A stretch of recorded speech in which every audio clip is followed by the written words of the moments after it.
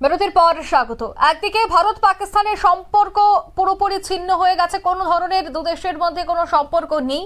তার মধ্যে এই উদ্বেগ পরিস্থিতির মধ্যেই এক সিআরপিএফ জওয়ান পাকিস্তানি এক তরুণীকে বিয়ে করেছেন।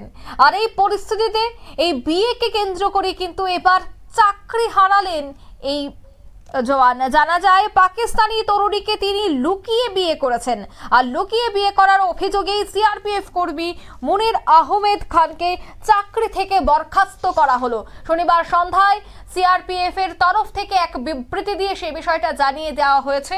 মুনির আহমেদ খানের আচরণ শৃঙ্খলা ভঙ্গের সমান বলে মনে করা হচ্ছে, দেশের নিরাপত্তার ক্ষেত্রে অনেকটাই ক্ষতিকারক। এই কারণেই তাকে বাহিনী থেকেই বরখাস্ত করা হয়েছে। বিস্তারিত জানবো সেই বিষয়ে টেলিফোন লাইনে যুক্ত হয়ে গেছে প্রতিনিধি রাজীব দত্ত। রাজীব, চাকরি থেকে বরখাস্ত করা হয়েছে সিআরপিএফ কর্মীকে, তার দোষ ছিল যে সে পাকিস্তানি তরুণীকে লুকিয়ে বিয়ে করেছে।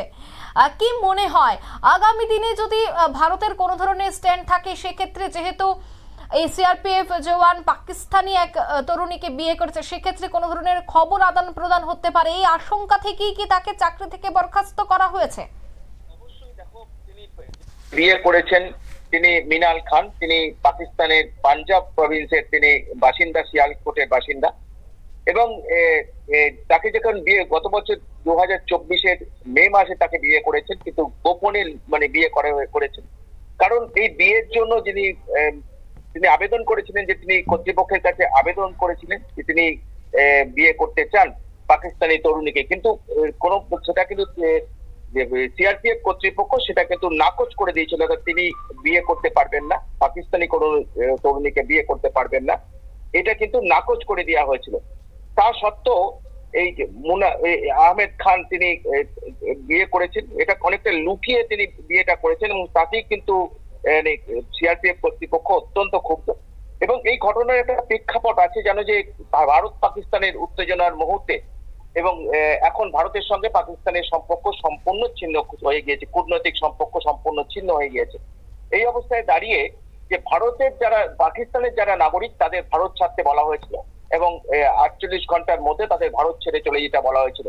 এই মিনাল খান তিনিও কিন্তু পাকিস্তানেরই বাসিন্দা, তার পাকিস্তানের নাগরিক, তিনি ভারতের নাগরিক নয়। তিনি মুনির আহমেদ খানকে বিয়ে করেছেন, তবুও নাগরিকত্ব তিনি পাননি, কারণ তিনি বহুদিন ধরে ভিসার জন্য আবেদন করেছিলেন।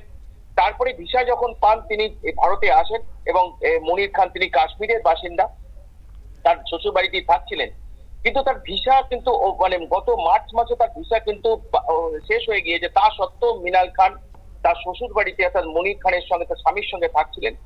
তারপরেই কিন্তু তাকে এই ঘটনার পর, অর্থাৎ ভারত পাকিস্তানের এই পহেলগাঁওয়ের ঘটনার পর যখন ভারত পাকিস্তানের বিরুদ্ধে ড্রাস্টিক অ্যাকশন নিতে শুরু করে, তখনই কিন্তু মিনাল খানকেও নির্দেশ দেওয়া হয় তিনি যেন দ্রুত ভারত ছেড়ে চলে যান। গত কয়েকদিন আগে দেখো, যখন তিনি ভারত ছেড়ে যাচ্ছিলেন, যখন আটারি ওয়াঘা বর্ডারে তিনি পৌঁছান, তার আগে তিনি আদালতে দ্বারস্থ হয়েছিলেন, অর্থাৎ লাদাখ হাইকোর্টে তিনি মামলা করেছিলেন যে তিনি বিয়ে করেছেন এখানে জম্মু কাশ্মীরের ছেলে মনির খান, তাকে বিয়ে করেছেন, তিনি শ্বশুর বাড়িতে থাকতে চান। তার অপরাধটা কোথায়? তিনি যারা জঙ্গি, যে সমস্ত জঙ্গিরা পহেলগাঁওয়ে হামলা করে খুন করেছে, তাদের তিনি শাস্তি দাবি করছেন।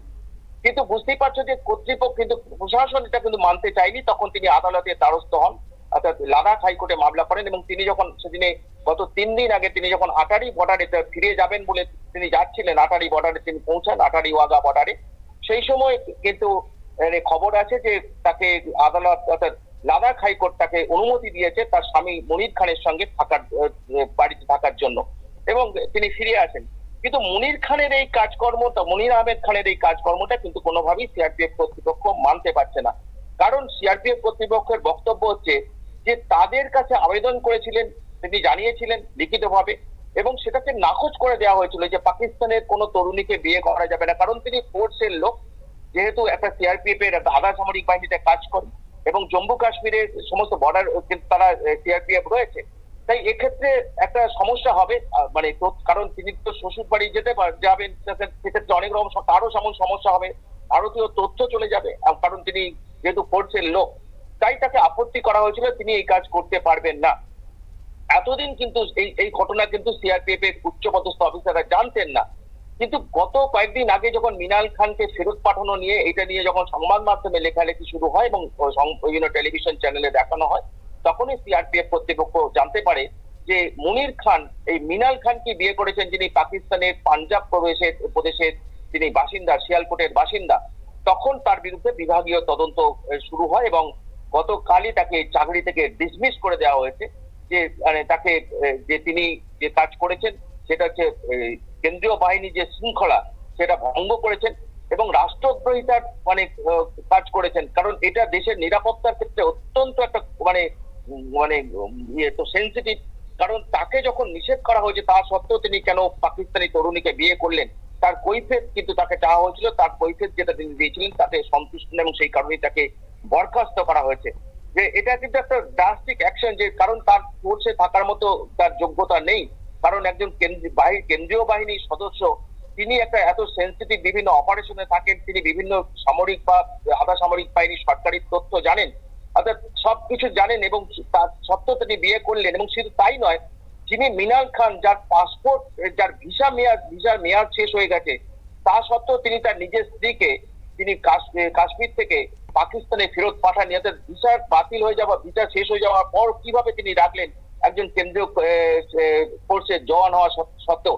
তাই তাকে বরখাস্ত করা হয়েছে। তিনি 41 নম্বর ব্যাটালিয়নের সিআরপিএফ এর 41 নম্বর ব্যাটালিয়নের তিনি একজন সদস্য, কনস্টেবল র্যাঙ্কে তিনি কাজ করতেন এবং তার এই কাজের জন্যই তাকে গতকাল রাত্রে কিন্তু তাকে বরখাস্ত করা হয়েছে। যদিও তাকে এরপর তিনি যেটা জানা যাচ্ছে তিনি এ নিয়ে আদালতের শরণাপন্ন হবেন। কারণ মিনাল খান যে তাকে তো হাইকোর্টই থাকতে নির্দেশ দিয়েছেন, তাহলে তার অপরাধটা কোথায়, মুনির খানের অপরাধটা কোথায়? এমনও কিন্তু বলা হচ্ছে যে তিনি সংবাদ মাধ্যমকে বলেছেন তিনি নিয়ে কোর্টেরও দ্বারস্থ হবেন। কিন্তু যেটা ফোর্সের তরফ থেকে বলা হচ্ছে, সিআরপিএফ এর কর্তৃপক্ষের তরফ থেকে বলা হচ্ছে যে যখন সিআরপিএফ তার আবেদন বাতিল করলো, তাহলে তিনি এই সাহস দেখালেন কেন? অর্থাৎ তিনি সিআরপিএফ এর যে কেন্দ্রীয় বাহিনীর যে নর্মস, যে রুলস, সেটাকে ভেঙেছেন। দেশের ক্ষেত্রে, নিরাপত্তার ক্ষেত্রে অত্যন্ত একটা এটা খুব বাজে একটা উদাহরণ। তাই এটা কোনোভাবেই তাকে ক্ষমা করা হবে না এবং সেই কারণেই সিআরপিএফ কর্তৃপক্ষ সিদ্ধান্ত নেয় যে মুনির আহমেদ খানকে চাকরি থেকে বরখাস্ত করা হবে এবং গতকাল রাত্রেই তাকে চাকরি থেকে বরখাস্ত করা হয়েছে। তিনি 41 নম্বর সিআরপিএফ এর ব্যাটালিয়নের একজন কনস্টেবল ছিলেন। অঙ্কিতা, একদমই ধন্যবাদ। অর্থাৎ বহুদিন যাবৎ তিনি কাজ করছিলেন, সিআরপিএফ এর ভূমিকায় তিনি পালন করছিলেন, কিন্তু বর্তমানে যে পরিস্থিতি তার মধ্যেই জানা গেছে যে সে লুকিয়ে বিয়ে করেছে। এই বিষয়টা এবং শৃঙ্খলা ভঙ্গের দায়ী কিন্তু তাকে চাকরি থেকে বরখাস্ত করা হয়েছে। নিয়ে নিচ্ছে ছোট একটি বিজ্ঞাপন বিরতি, সঙ্গে থাকুন।